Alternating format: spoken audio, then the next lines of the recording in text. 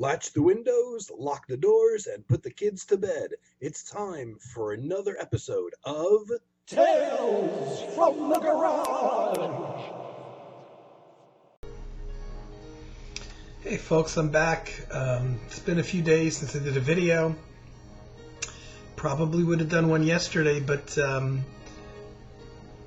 I had to go to a wake. A really good friend of my sister and her husband's, a married couple.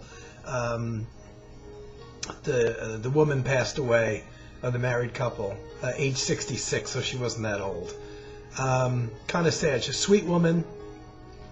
And since my sister and her husband had been friends of theirs for over 40 years, I can't believe that. Seems like a lifetime right there. But the woman was 25 when she got married, which seems kind of young now. Maybe it was a little more common in the 1970s and the mid-70s when they got married. But still seems pretty young to me. I couldn't imagine, myself being married at 25. But they stayed married for over 40 years, 42 years or something like that. And sweet woman, unfortunately passed away. And I saw her, quite a bit over the years. She would be at my sister's house, and I would see her over there.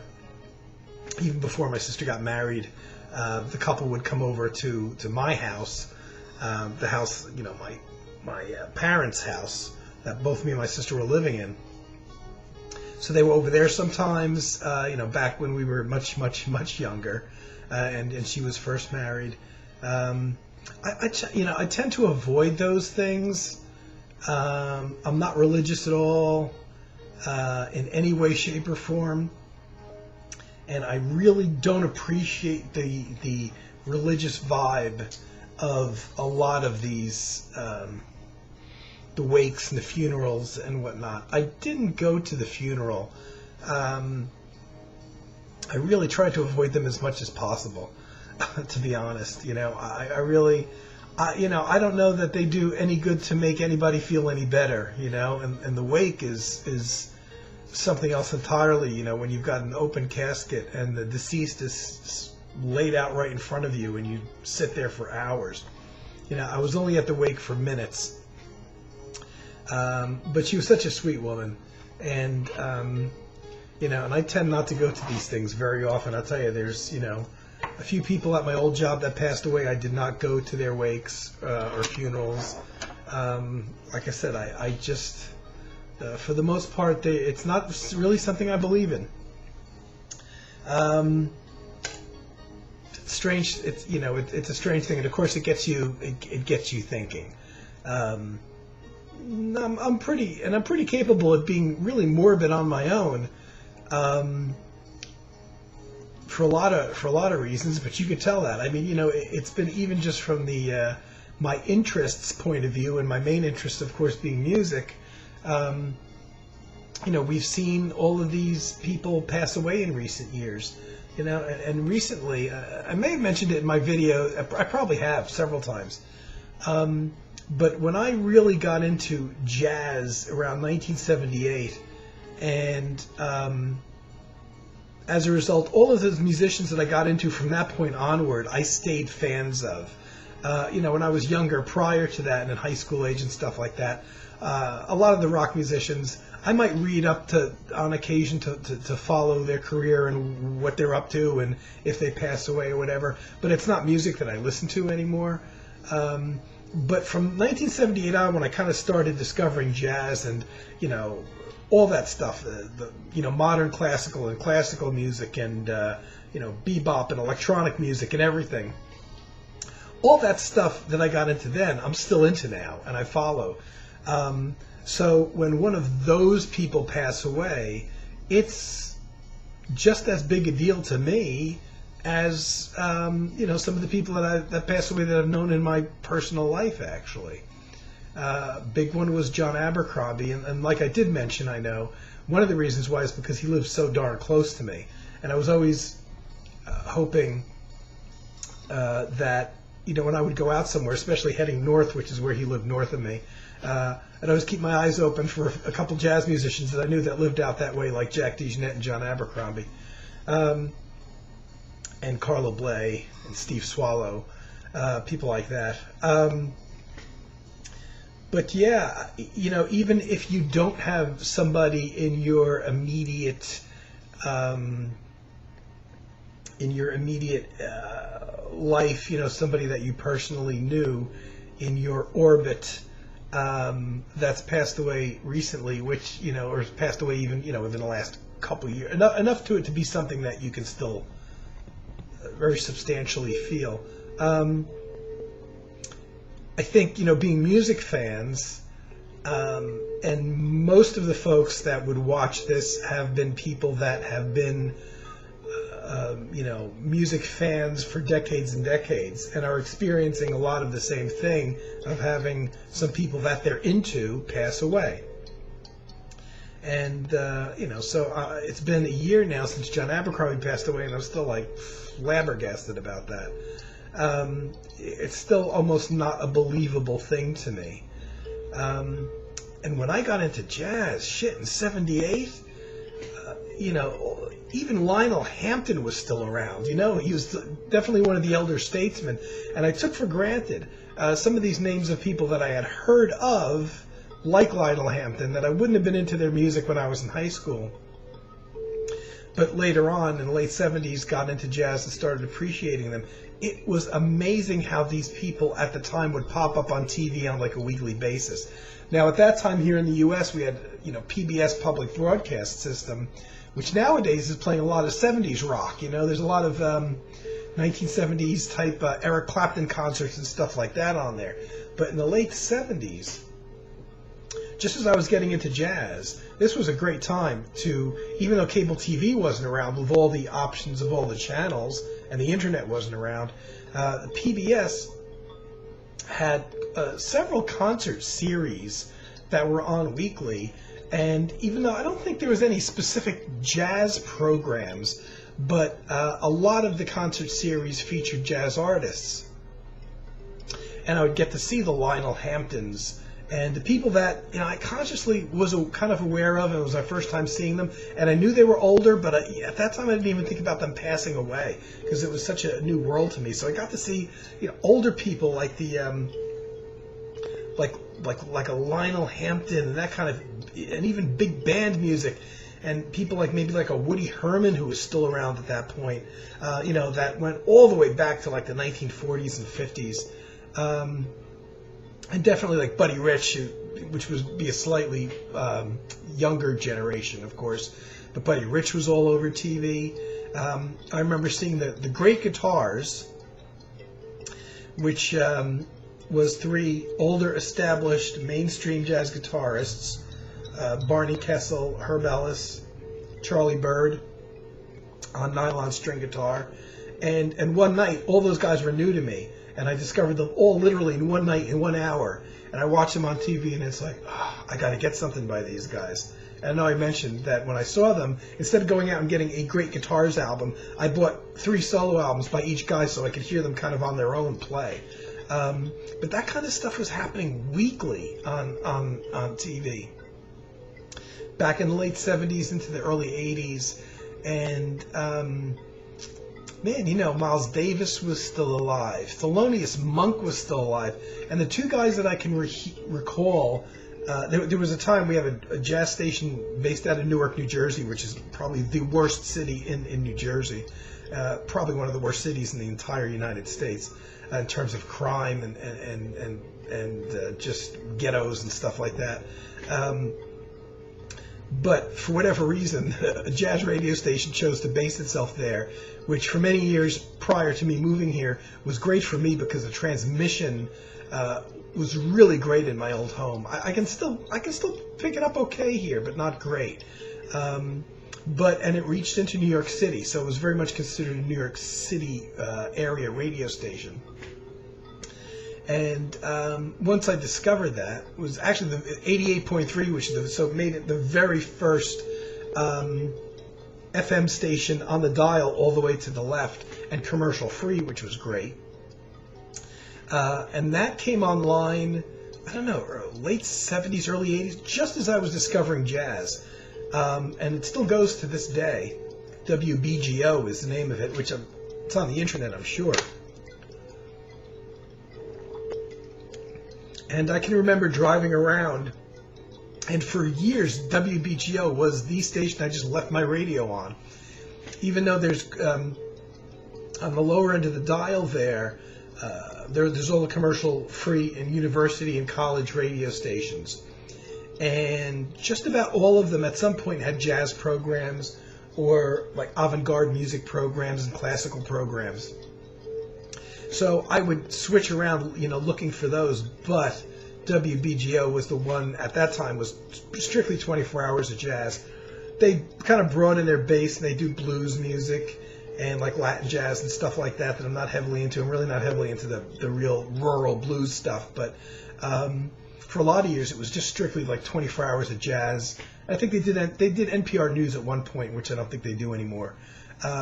But it was mostly jazz, almost like, probably 22 hours a day or something like that. I can remember driving around and hearing, and at that point, I was a few years into my jazz thing and I knew a lot of artists.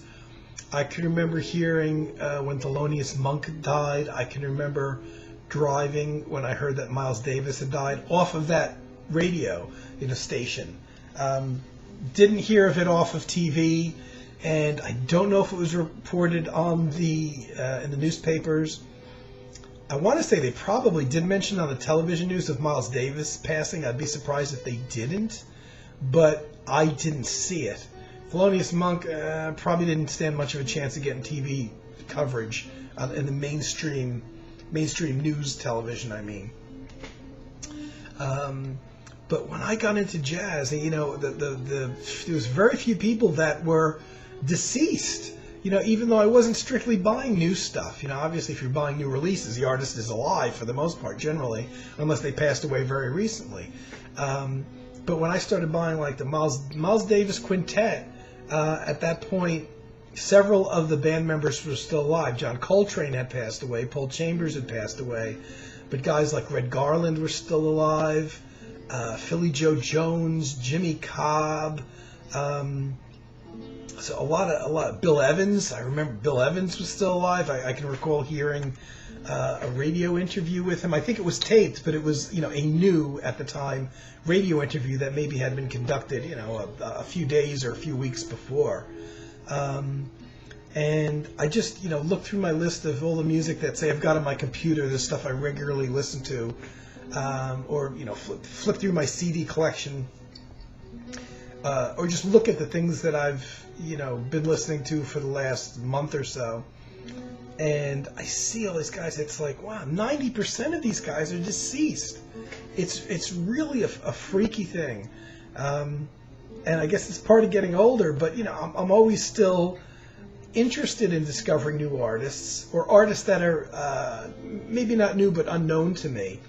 But most of those, I have to admit, I'll sample a lot of new artists, and they don't do much for me, or they've kind of got one foot, like when it comes to jazz, they kind of got one foot in the jazz camp, which is great, but they kind of have one foot in the more modern, like, rock thing, and I'm just not into that anymore.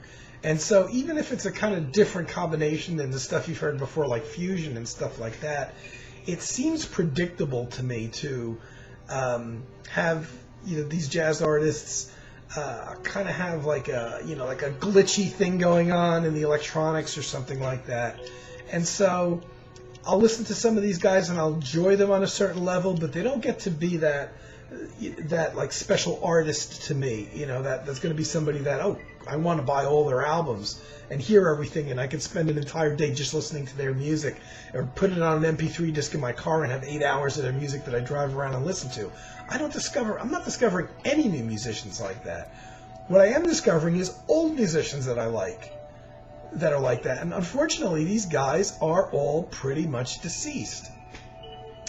And, it just seems to me that a lot of these people back then, maybe it's because they were more isolated, and now Every type of culture's pop music is easily available to hear for free on the internet.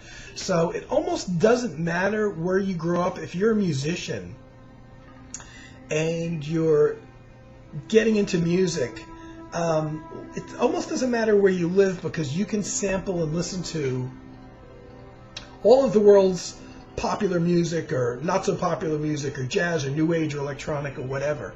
And some guy that's living in a tiny little village, as long as they have electricity and the internet, they might not even have traditional phone lines. Maybe they just have cell towers.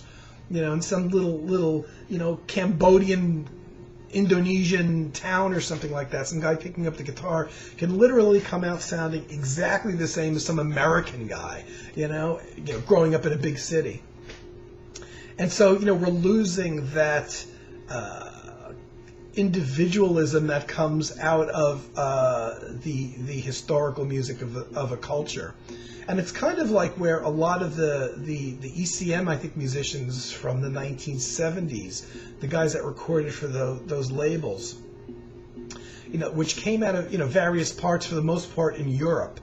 And so, even though what they were playing is kind of jazz, they love and appreciate certain American jazz artists, a lot of them specifically somebody like Bill Evans. But because of where they grew up, and Europe is, in terms of the way the radio was and everything else, very also much geared toward classical music. I think over there, back at that point that these people were growing and developing, and even probably later on in terms of being on the radio, even in the 70s and 80s, I don't know what European radio would be like now, but back then there was a lot more, I think, classical music also. So, which is why you would hear the ECM artists who do improvisation and do kind of jazz type things, and jazz structures or that kind of chordal interplay or compositional chordal type of thing. Also, don't necessarily swing like the Americans do, and they have a moodier, more atmospheric thing that I think comes from classical music.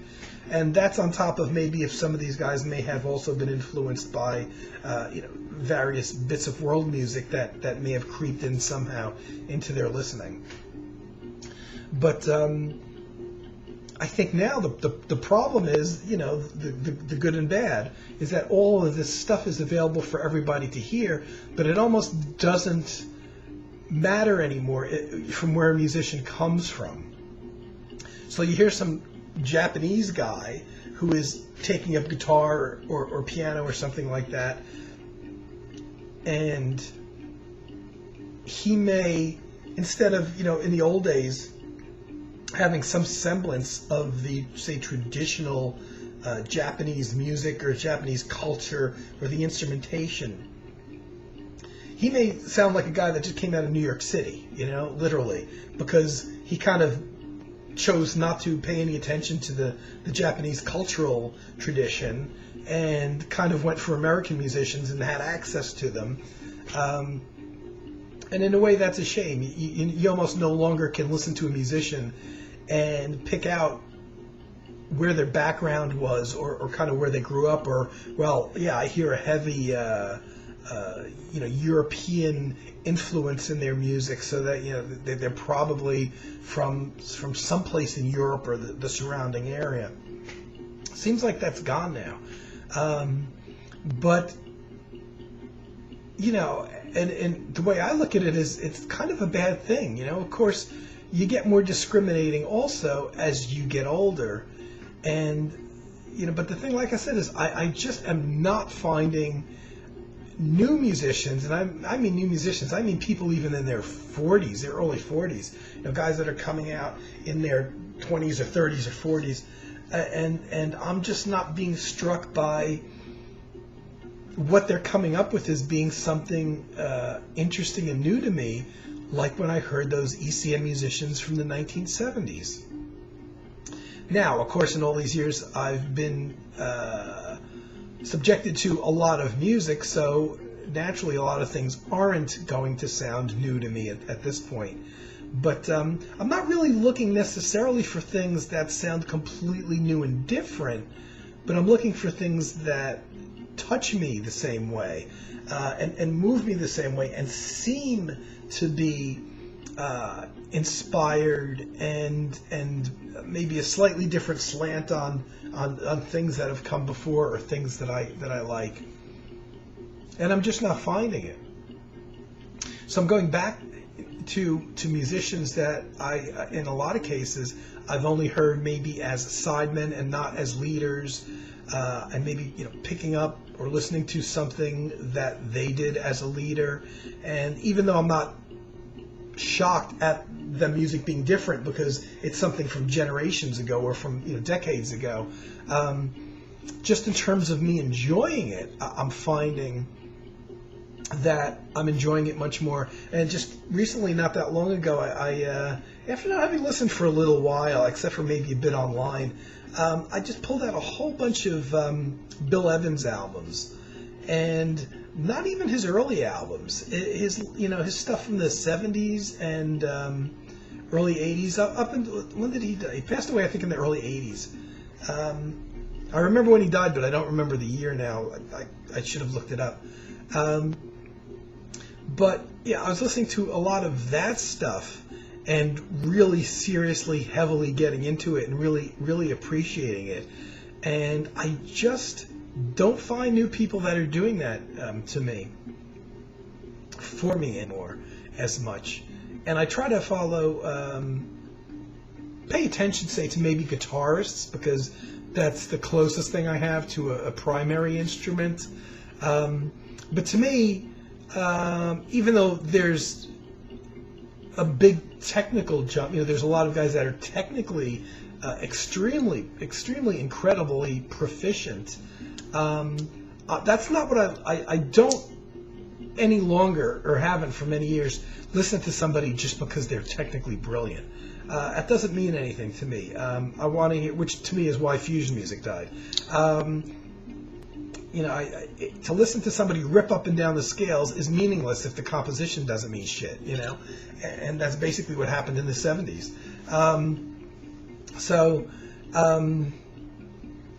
I don't know. I'm just not finding something that really resonates. And I hear these guitarists, and I'm like, yeah, that's predictable. It's almost like it was created on paper. He's going to have one foot in the improv camp and one foot in a little bit of the jazz camp, but he's got these kind of this effect and that effect on the guitar and blah, blah, blah. And it doesn't strike me as anything new or different, just because they may be incorporating elements of new music, and usually that new music is pop music, and this stuff is not going to age well. It's going to sound incredibly dated, incredibly fast. And so I can remember when fusion music sounded new, and like in listening to stuff from, say, 1975, 76. And wow, man, I put it on now, and even if I liked it, there's some incredibly dated music that sounds incredibly dated that I still very much love, even though it's got that stamp of, oh, this sounds like this is from the 60s. But it's funny because when I first started listening to fusion, it was also around 77, 78, and so I was buying things that were done in 75, 76, and I remember how it sounded impressive in terms of, wow, this is really modern, and they're doing a lot of modern stuff and kind of combining elements of that and jazz and newer music. And now I listen to it, and it sounds like something that came out of a tomb. It really sounds so incredibly dated that it's like, wow, was I really even alive at the time that this stuff was new and fresh sounding? And it's really weird because you're not always aware of that passage of time as much. And this goes really regardless of whether you like the music or not. It's funny how some music, and maybe it's just a particular recording, maybe it's not even a specific group, maybe it's a direction of a specific recording done in a specific era, that just really sounds like wow, this sounds like this comes from ages ago. Of course, when you think about it, the mid-'70s was how many decades ago now? It was a long time ago, and it was a lifetime ago, essentially, I guess. But to me, it sounds even older than that, some of these things that I hear. And then it's always amazing, and I go back right to like things like ECM, some of the ECM classic things, like the Red Lanta album by Art Landy and Jan Garbarek, which was recorded, I think, doing this off the top of my head, I think that was recorded in 1973, if I'm not mistaken. Pretty sure it's 73. I listen to that now, and to me, that could be an album that came out last week and that was recorded 2 weeks ago. Partially, maybe that's because it's entirely acoustic, and acoustic music tends to age better, I think. The problem with a lot of electric music is certain electric and electronic sounds come in fashion and then go out of fashion very quickly. Which doesn't mean that the music isn't good, but it kind of timestamps. It's funny how some of those things, I'm thinking of the Red Lanta album and a lot of albums from the 70s that are on ECM, but also other jazz-oriented albums that have aged well. So what's the point of all this? I don't have a point. I just came on here to gab today. And that's what I'm doing. And again, I'm not sure if this video is going to come out, because every time recently that I turn this damn computer on, the security software that I have starts doing tasks in the background. And that eats up a lot of the memory. And that makes my picture freeze while I'm talking. And I don't know what is or isn't going to come out. So, I was considering gabbing on a bit and pulling some vinyl, but it's almost a half hour. So let me go. I'll come back. It's incredibly the heat is not as bad as it was, though. It's creeping up. It creeps up to maybe 90 during the day. It was hot today. Today was also my laundry day, so I wasn't home for a good chunk of the day, and I was outside and getting sweaty. And went outside to go drive and do my laundry. So it's very muggy in here in the garage, not having any air conditioning. It's not oppressively hot, but it's incredibly thick and muggy with the humidity. So I'm going to call this a wrap, and hope that it comes out, and hope that I didn't waste your time, everyone. And so I hope you're doing well, and I'm going to be back. Hopefully talking about music sooner than later. Take care, everybody. Tune in next time for more Tales from the Garage.